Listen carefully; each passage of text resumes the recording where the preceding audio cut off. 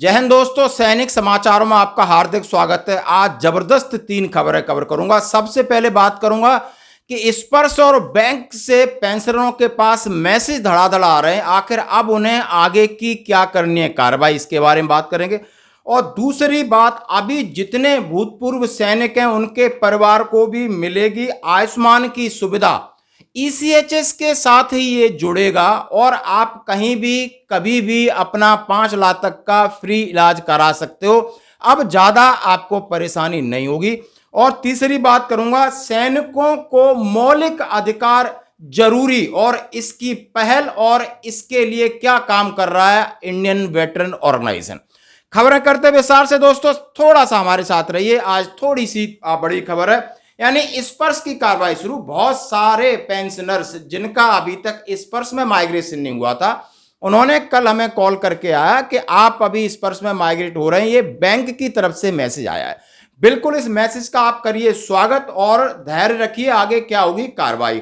अब इसके बाद जो भी आपके पास मैसेज आएगा स्पर्श से, वो आपका उसके अंदर रेफरेंस आईडी, आपका नाम और एक टेम्परेरी वन टाइम पासवर्ड होगा और उसको जरा लिख लीजिए, संभाल के रखिए। और उसके बाद आप अपनी सुविधा के अनुसार उस जो पासवर्ड को आप अपना एक नया पासवर्ड जनरेट करके, पासवर्ड को भी याद रखना है और जो भी रेफरेंस आईडी सबको लिख लेना है, क्योंकि अब आजीवन आपकी इसी से सारी सुविधाएं मिलेंगी दोस्तों।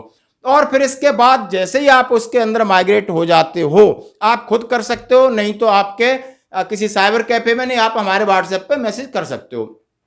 उसके बाद कार्रवाई शुरू होती है कि आप अपना पेंशन स्लिप मंथली है, आपका बायोडाटा है, आपका फॉर्म 16 है, सारी चीजें आप लॉगिन करके उस पर जा सकते हो और अपनी चीजें देख सकते हो। यानी अब ये रुका हुआ काम था, दोबारा कल बहुत सारे मैसेज आए, शुरू हुआ है। हम इसका करते हैं स्वागत और आपने क्या काम करना, ये थी आपके साथ जानकारी।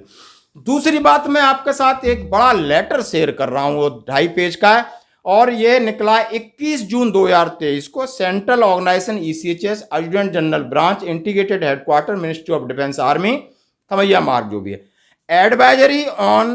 Advisory on boarding of ECHS beneficiary on Ayushman Bharat digital health mission ADDHM, creation of Abha number. दोस्तों इसमें सीधा पूरा लेटर मैं आपके साथ शेयर करूंगा, इसका PDF, और इसमें जिसका मैं सारांश बता देता हूं। उसमें लिखा है कि जो भी, जैसा कि ये 15 अगस्त 2020 को ये आपने देखा होगा, आयुष्मान वाली योजना लॉन्च की थी माननीय प्रधानमंत्री जी ने, और इसमें अभी तक हमारे सैनिक नहीं आते थे, बाकी उन्होंने दिया और उसके अंदर 5 लाख तक की आपकी सुविधा है। आप कहीं भी प्राइवेट हॉस्पिटल में भी फ्री इलाज करा सकते हो, तमाम ऐसी चीजें थी। बट सैनिकों के लिए, ईसीएचएस के लिए उनका करार हुआ है कि जो अब भूतपूर्व सैनिक हैं, उनके जो डिपेंडेंट्स हैं, उनका भी ईसीएचएस कार्ड के साथ एक आयुष्मान कार्ड बनेगा और वो भी कहीं भी किसी भी स्टेट में रह रहे हैं, दूरदराज इलाके में रह रहे हैं, सरकारी हॉस्पिटल है या जो ऑथराइज हॉस्पिटल है उसमें अपना इलाज करा सकते हैं।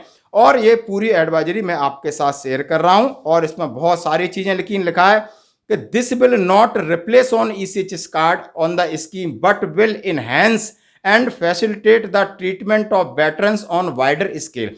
मतलब ये ऐसा नहीं है कि आपका ईसीएचएस को रिप्लेस कर रहा है, ईसीएचएस कार्ड की जगह ये बन जाएगा, नहीं, ये आपको एडिशनल एक सुविधा है ताकि आपको ज़्यादा, मतलब वाइडर स्केल, यानी कहीं भी किसी भी प्रकार का आप इलाज करा सकते हो, क्योंकि आप भी देश के नागरिक हैं। फौज देती वो ठीक है। अब इसके साथ क्या होगा, 14 डिजिट आभा number will be inscribed on the ECHS card at on appropriate place. यानी सारी चीजें, इसकी प्रक्रिया अब ईसीएचएस में शुरू हो जाएगी, हम भी बनवाएंगे और आप भी इसको अमेंड करवा लेना। धन्यवाद दोस्तों। दूसरी बात कहता हूं कि आपने देखा होगा कि पूर्व सैनिकों के लिए, यानी पूर्व सैनिकों को मौलिक अधिकार की बात कर रहे हैं और ये मैं आपके साथ कुछ वीडियो, कुछ न्यूज शेयर कर रहा हूं। और ये मुहिम चल रही है इंडियन वेटरन ऑर्गेनाइजेशन के फाउंडर और राष्ट्रीय अध्यक्ष जोगिंदर सिंह सेंगर, जो लगातार पिछले 15 दिन से अपना मध्य प्रदेश, उत्तर प्रदेश और जाकर के हरियाणा में विजिट कर रहे हैं। वहां पर उनका स्वागत हो रहा है। उन्होंने मीडिया से रूबरू होते हुए कहा है कि जैसा कि देश का सैनिक विषम परिस्थितियों में रहकर देश की सेवा करता है और वो 8 घंटे की नौकरी नहीं है, 24 घंटे उसके मन में और उसके तन में देश का भाव रहता है। वो भी नहीं सोच सकता कि उसके लीगल राइट्स क्या है। फौज में रहते भी उसको अपने पे एंड अलाउंसेस का पता नहीं होता है।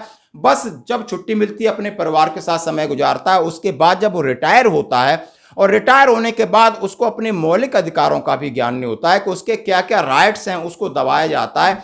चाहे उसको दूसरे राइट्स की मैं बात करूं, चाहे ईसीएचएस, सीएसडी या सोल्जर बोर्ड है, केंद्रीय सैनिक बोर्ड है, बच्चों की पढ़ाई के बारे में कौन कौन से स्कूल्स हैं, क्या है, और साथ ही सामाजिक शोषण होता है या सामाजिक अन्याय होता है या पुलिस उसे परेशान करती है, सारी चीज़ों को उसके लिए अवगत कराना, जानकारी देना और अपने साथ संगठित होना, किसी न किसी सैनिक संगठन के साथ जुड़ना, ताकि अपने मौलिक अधिकारों की रक्षा कर सके और समझ सके। और इसकी पहल ये आप देख रहे जोगिंदर सिंह साहब कर रहे हैं। मीडिया को इंटरव्यू दिया, आप प्रिंट मीडिया पर दे सकते हो, इलेक्ट्रॉनिक मीडिया पर दे सकते हो, यानी सभी सैनिक संगठनों को उन्होंने बोला, चाहे वन रैंक वन पेंशन की विसंगतियां, इक्वल एमएसपी को लेकर, ये सब फौज को, यानी सभी एक फौजी को कर्तव्य है, उसको पता होना चाहिए आखिर देश की सरकार और देश के जो शीर्ष यानी जो ऑफिस बैठे हमारे लिए क्या कर रहे हैं, क्या नहीं कर रहे हैं, हमें और नहीं कर रहे हैं तो हमें एक जुट होकर के अपनी आवाज उठाना है। धन्यवाद।